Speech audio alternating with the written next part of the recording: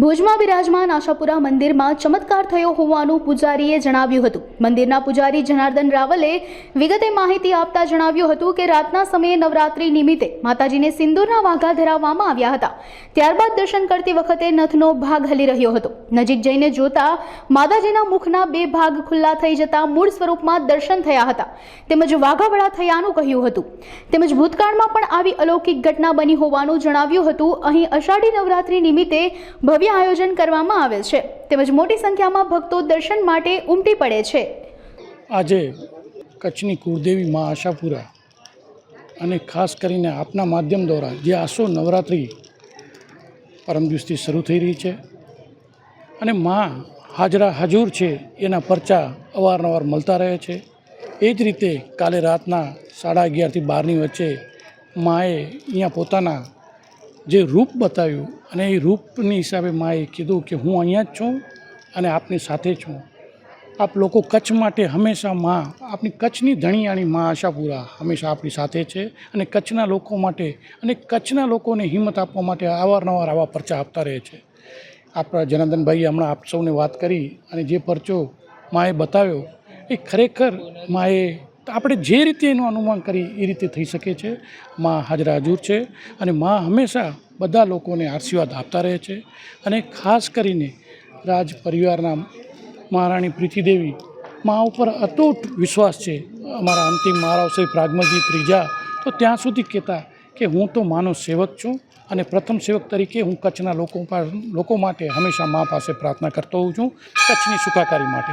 એ જ રીતે આજે પણ એ પરંપરા મહારાણી પ્રીતિદેવીજી નિભાવી રહ્યા છે અને આજે પણ એ મા પાસે જ્યારે પણ પૂજા અર્ચના કરીને પધારે છે ત્યારે કચ્છના લોકો માટે, કચ્છના લોકોના હિત માટે, કચ્છના લોકોના સુખાકારી માટે હંમેશા મા પાસે પ્રાર્થના કરતા હોય છે અને આજે પણ આ માએ કીધું, માએ આપણે જે રીતે આપણે દર્શન આપ્યા છે એ આપણે ધન્યતા છે અને કચ્છના લોકો માટે આશીર્વાદરૂપ છે।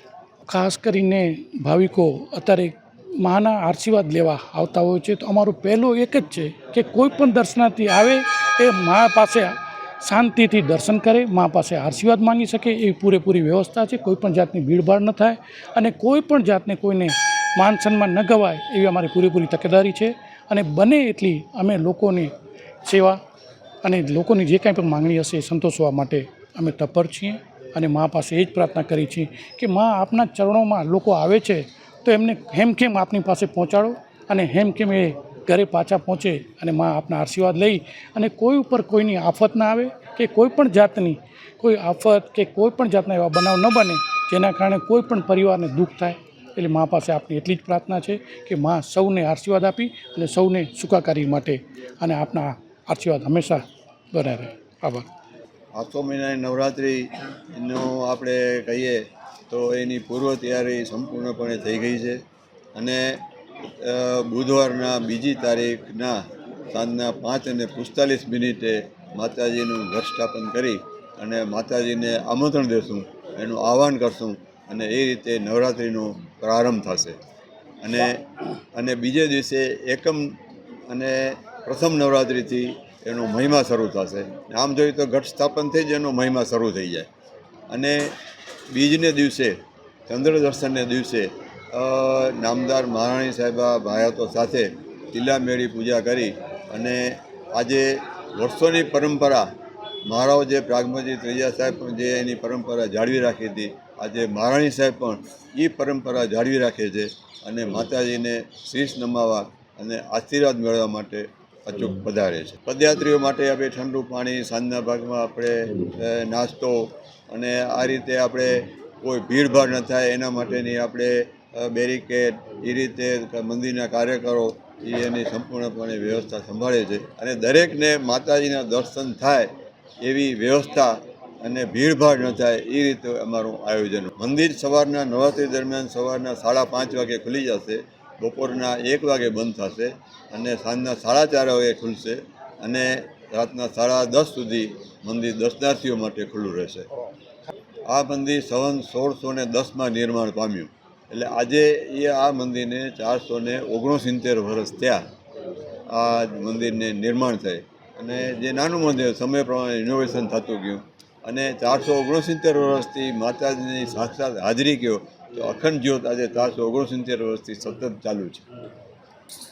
ગઈકાલે 30મી સપ્ટેમ્બર રાતના 11:30 વાગે નિજ મંદિરની અંદર અમે નવરાત્રિ નિમિત્તેનો માતાજીનો સિંદૂરનો વાઘો કે નેત્ર કે આપણે બધા તિલક બધા ચાંદલા એ બધું કમ્પ્લીટ કરી લીધું. અને એમ પછી મારો મોટો સન એ ઉમરાની અંદર નાના ગણપતિ હનુમાનજીનો વાઘો ધરાવતા હતા. તો ત્યારે આપણે દર્શન કરીએ છીએ એની ડાબી બાજુની મૂર્તિમાં નથની નીચે નથનો ભાગ એટલે કે નાકની નીચેનો ભાગ આખો હલબલ્યો. અને એ હલબલ્યો એટલે તરત જ મને ઘરમાં કહેવા આવ્યા કે ભાઈ આ પ્રમાણે થાય છે. એટલે તરત જ હું મંદિરમાં આવ્યો અને જોયું તો નથનો ભાગ આખો છૂટો પડી ગયો હતો અને ડગતો હતો.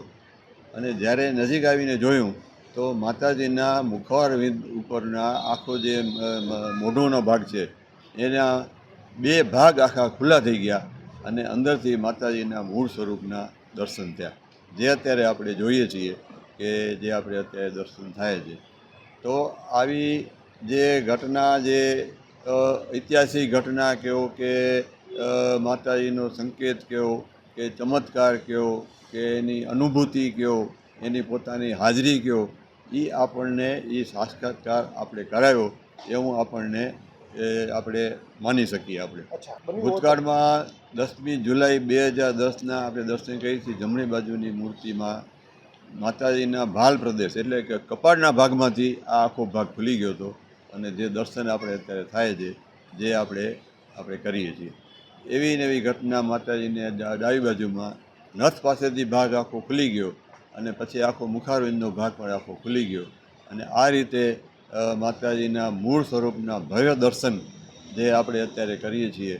અને માતાજીનું ગંગાજળથી અભિષેક, ઘીનું લેપન, સિંદૂરનું લેપન એમ કરીને કરોડના આ આખું કાર્ય સંપન્ન કર્યું.